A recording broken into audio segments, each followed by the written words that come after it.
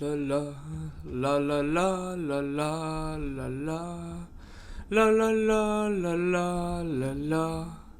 Hello everyone and welcome back to my channel. My name is Jespresso and I'm currently on a binge of going through all of the colors in Throne of Eldraine and talking about the different spoilers as we have them now, and breaking down what I think is notable in each color, letting you know about it, and going from there. Seem pretty good to you? Seems pretty good to me. Today we are on to green, which leaves after today just one more main color left, so let's just hop right into it. So the first card that I want to talk about today is called Beanstalk Giant.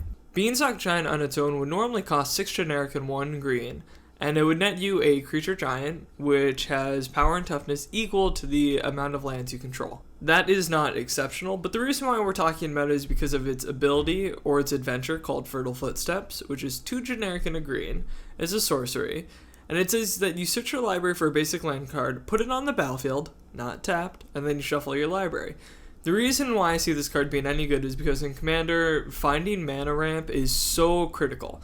So a deck that can get you another one of those redundant effects on turn 3 consistently, making it untapped and also later on giving you a big creature, seems like something a deck out there is going to want.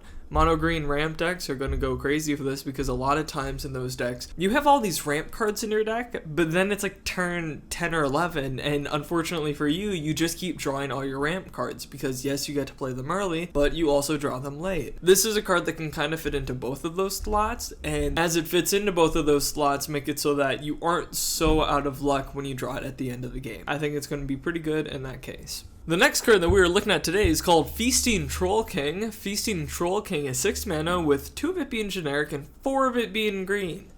Ouch. It is a 7/6 with Vigilance and Trample, and it says when it enters the battlefield, if you cast it from your hand, you make 3 food tokens. Okay, so no cheating here.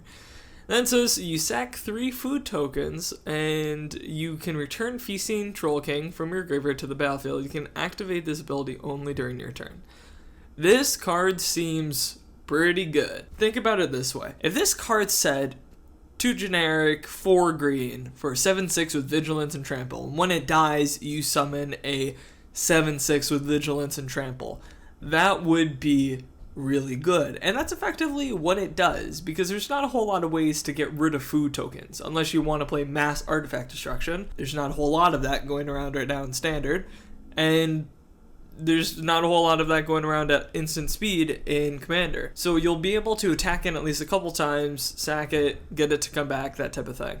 I think it's sweet. I think that it's got some power to it. It costs 4 green, which means it's probably going to be in big green stompy if we see it at all. The mana restriction is definitely what's going to be what holds it back, and then we have to see if at turn 6, is it good enough to play a card like this? Like, what does the meta look like for a 6 mana card that even like makes you another 6 mana card when it dies? Is it good enough? There are some formats where even that isn't good enough. So we're going to have to keep our eyes out, but on its own, strong ability. The next card that we're going to talk about today is called Giant Opportunity. It is 2 generic and a green for sorcery. It says you may sacrifice 2 foods. If you do, you create a 7/7 green giant creature token. Otherwise, create 3 food tokens. The reason that we're talking about this card is because the most powerful thing you can do in Magic is to, or in any card game, is to cheat out costs, right? And the reason why that is because if you can cheat out 5 mana costs, you are effectively 5 turns ahead of what you could normally be doing your turn. That is so powerful. Giant Opportunity gives you the opportunity to do that. If you can make 2 foods by turn 3, you have a 7/7. That is so much better than anything that's going on turn 3. And if you play a card that ramps you to this card ahead of time, you might be able to do it turn 2. That is pretty nutty. Like, we're going to have to see how easy it is to make 2 foods, but 2 does not seem like a backbreaking amount. It seems like there's going to be a way that you can make that happen reliably enough. And if you can make it happen reliably enough, having a 7/7 on turn 3 is gonna be nutty. So, watch out. This card's doing some pretty broken things. The next card that we're looking at today is Gilded Goose, and it's 1 green mana for 0/2 bird with flying. Okay. It says when it enters battlefield to create a food token. Aha! And then you can also pay 1 generic and a green to tap it and create a food token. You can also tap it to sack food and then add 1 mana of any color. So this is Birds of Paradise. It is slow Birds of Paradise that gets to do it kinda one time. Is that good? Yeah, like kinda. Like it's... Here's the thing. In formats that want a mana dork that taps for anything, Modern, this might not be as bad as it seems, right? Like, yes, you would rather have it be able to not have to sack a food token, because sacking a food token is so much worse than Birds of Paradise. Birds is just like, temp for any mana, any turn. Whee! Gilded Goose gets you at 1 turn. But if you are 1 turn ahead on turn 2, you're effectively on turn 3, so you've kind of like time warped yourself or whatever. Time walked. If you are 1 turn ahead, that's a big difference. And the fact that you can do that with any color, Birds of Paradise is a card that can be played in Modern for a reason. It's good enough to be played in Modern. You can't just go reprinting a card like that willy-nilly, right? This card does a similar effect, but it is slow, but it also synergizes with strong cards like Giant Opportunity. Is that good enough? I don't know. Like, it will depend on if there's a deck. But these types of effects have traditionally been very powerful. The difference between this and like Llanowar Elves is big, because Llanowar Elves only gets you green, and that's important, right? Like, a lot of the very strong cards are specific mana, right? That's going to slow you down. Gilded Goose says you can always have that. And if that doesn't work out or you don't need it, Giant Opportunity maybe? I don't know. It doesn't seem as bad as all that. So I would keep your eye out for it. It's definitely a worse Birds of Paradise, but a worse Birds of Paradise just might be good enough. The next card that we're looking at today is called Once Upon a Time. Let's go into your storybook dream mind now. It is 1 generic and a green for an instant. And it says, if this is the first spell you've cast this game, you may cast it without paying its mana cost. Oh boy. And then, its ability is, look at the top 5 cards of your library. You may reveal a creature or land card from among them, put it into your hand, then you put the rest on the bottom of your library in a random order. That is hella good. Here's why. You know how I said cheating mana cost is really good? Cheating mana cost is really good. Cheating mana cost on turn 1 is stupidly good. It works like this. Tempo is so vastly important in games like Magic the Gathering. If you can start on the right foot, you can effectively put your opponent back on every move, because they have to be matching yours, right? That's how it is in every card game. If you can get ahead, it's very easy to let the snowball keep going and then win the game from there. That's why going first is so much better than going second. Once Upon a Time says, oh, you're already going to do a busted thing on turn 1? Well, guess what? Like, scry 5, draw 1. Are you fucking kidding me? That's so good. Like, if you are playing any type of deck in green that is looking for a specific card in your deck to combo off, or just any deck that wants value, this card is so good. On top of that, even if you don't draw it your first hand, which you're going to mulligan your ass off to do, because with the new London Mulligan rule, it's a lot easier. But even if you don't get it, on the bright side, 2 mana instant speed for that effect is not the worst. Like, it's not the end of the world. People have played ley lines all the time. Why not this? The fact is, yes, this. People will play this card. I don't know what else to say. It's really good. Okay, it's just a really good draw spell. So the next card that we're looking at today is Questing Beast. Questing Beast is 4 mana. 2 of it is generic and 2 of it's green. For a 4/4 Vigilance, Death Touch, Haste. Those are keywords. It also says it can't be blocked by creatures with power 2 or less. Okay. It also says combat damage that would be dealt by creatures you control can't be prevented. Okay. It also says whenever Questing Beast deals combat damage to an opponent, it deals damage to target planeswalker that player controls. I'm gonna level with you. This is the type of card that you see being made because a color is not good enough in standard, or some strategy is not good enough. This is your planeswalker killer, right? Like, this just does it. 4 mana, it immediately gets to attack. All the dorks get out of the way. It deals mean, 4 is nothing to scoff at in Standard. Like, that is, what, a fifth of your life? And it blocks, too. So it's not even like you're threatening, like, that loss of life there. Plus, it's got Death Touch, so it trades up favorably. Plus, it can deal with your opponent's freaking most annoying things, which are Planeswalkers. And it can do it without wasting damage. Because a lot of times in these burn decks or these stompy decks, you go up against Planeswalkers, and the threat is, if I don't kill your Planeswalker, I die. But if I do kill your Planeswalker, I still die. And the reason why is because I can't afford to sink 9 damage into your Planeswalker, or more realistically 6. Because I only have like 10 in hand, and you're at 20 life. If I sink 6 damage into your Planeswalker that will for sure kill me, then I for sure can't kill you. And then it's only a matter of time before you get your next one. Questing Beast says, hey, don't worry, relevant body, gonna hit it, gonna kill it. Is it gonna be good enough? Hard to say, because it is a 4/4.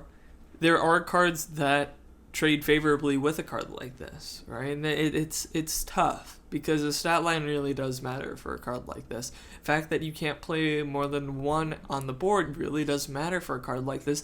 It might get beaten out by a card that has a better stat line and can be played in multiples, right? So we'll have to see. If anything, it sounds like good sideboard tech. Next card today is Return of the Wild Speaker. Return of the Wild Speaker is 4 generic and a green. Okay, for an instant, it's got Garrick on it. He's no longer cursed. Yay! Our boy's back in town, ready to hang out with all of his boars and do whatever it is that green planeswalkers do. Well, it's got 2 effects. It's instant speed. It says choose 1, draw cards equal to the greatest power among non-human creatures you control, or non-human creatures you control get +3/+3 until end of turn. That's an overrun effect. Here's the deal. These are both very good effects because it doesn't matter that's non-humans, right? No one's fucking playing mono humans and mono green. No one's doing that. Fuck that. Who's ever doing that can go get out. You're bad. Don't do it. Does it make a whole lot of sense to on white? I don't care. And then think about that. 5 mana for draw cards. Green has always had a problem with drawing mass quantities of cards, and it's pretty hard to do it. This one happens at instant speed. It's 5 mana, which isn't breaking. That's about what you're paying. You're paying 4 for a Harmonize, and you'll pay 5 for this. It's instant speed. It's more flexible. It's not hard in mono green to draw 6-7 cards off this. That's easy. If you draw 6-7 cards off this, holy shit. And if not, then you have a way to just kill an opponent. You can just be like, alright, I'll just buff my entire board and hit you. That is a lot of damage. That will kill someone. It's unfortunate that it doesn't have trample, but it is in green, which is a color that already has trample, right? Like, there are going to be times where you attack your opponent and see if they block. They don't block, so you're like, alright, I'll put my board and I'll kill you. There'll be times where they do block, and you're like, alright, I'll just draw 7 cards and kill you next turn. Is good either way. Really strong card. I like it.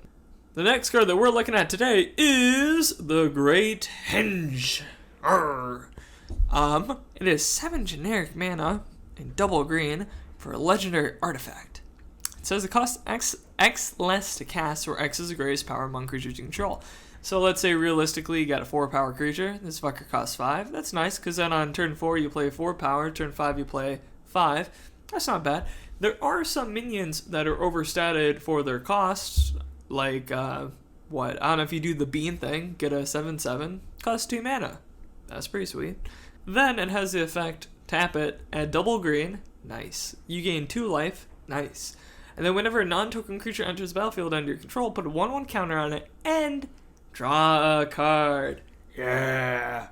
So why this card is really good is because it's an engine in and of itself. Here's what you do. You get the fucker out, and you play a creature, and then with that creature, guess what? You draw a card. Guess what? You drew a creature, so you play another creature, and then you draw more cards. Your creatures are bigger than theirs, because yours come into play with 1/1 counters. On top of that, you get the mana to spend on the creature to begin with, because it adds 2 green, and you gain 2 life. Now, I know that doesn't seem like a big deal, but it is. If it just said add 2 green, this would be a way worse card, because if you ever get into like a stall out type of deck, this card is perfect now, because even if it takes you a couple turns to build up your board, dude, if you can tap this fucker 4 times, you're gonna gain 8 life. 8 life is a big deal when it's already stapled onto something else. You know what I mean? Like, you don't put life gain cards in your deck because those are card slots that you put in there, and it's not worth the card. It is worth the effect on things, though, because stabilizing against decks is very important. This gives you the board to stabilize and the life to stabilize with it. It's easy to cast to do it, and in and of itself, it's an engine that makes your shit better. And it's not hard to cast. Like, the fact that it costs X less is pretty good. In green Stompy, we had that fucking Steel Leaf Champion, 3 mana, it's a 5 attack. Well, you play this turn after that. 3 and a 5. Oh, 3 and a 4. That's pretty good. I'm sure there's a lot of other ways to abuse this. Play it in Commander. It's going to be hella good in Commander. Moving right along and into our last card today, we are looking at Wildborn Preserver. 1 generic and a green. It's my favorite green card this set because it's got a fox on it, and I like foxes, and it's a big one, so someone's riding it. Unfortunate that it isn't a fox elf archer, but it is 1 generic and a green for a flash and reach. 2/2 says whenever another non-human creature enters the battlefield under your control, you may pay X. When you do, put X1 with counters on Wildborn Preserver. I actually think this card is nuts, and here's why. Flash speed is so much better than not flash speed. If this didn't have flash speed, fuck it, forget about it, it's not good enough. The fact that it does is so much better because you can threaten to play things on your opponent's turn. If you're in blue-green, you can threaten to counter your opponent's shit, draw cards, whatever, you're in blue, you have options. If that doesn't happen, you're developing the board. Then you can keep doing the same thing over and over again, countering their shit, having this 2/2 that was able to get in because it's cheap enough that you can play something like counter a spell and also play it. Then you can keep protecting it, and if you get one more creature out, well, guess what? If you ever have a turn where you have a bunch of mana, pump 5 or 6 mana in this thing. Now it's an 8/8 with reach.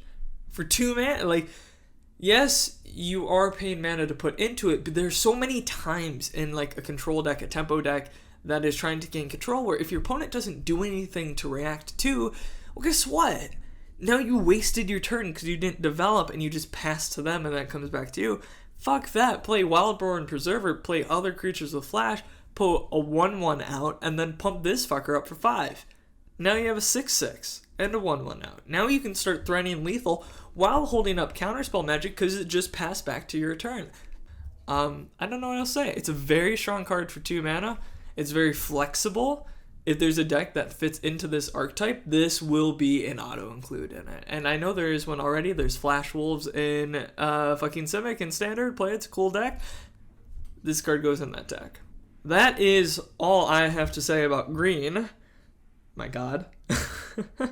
With that being said, I'm going to move on to red in my next video, and then from there we go to multicolor, artifacts, and lands, and I'm also going to cover the cards that I missed, because when you talk about cards during spoiler season, cards keep coming out, so going through them in color is kind of hard. So we'll just cover whatever I missed, and we'll have a good time. I appreciate you as a person, so I'm going to say, hey, I appreciate you, and thanks for watching. Until then, bye-bye. Jespresso.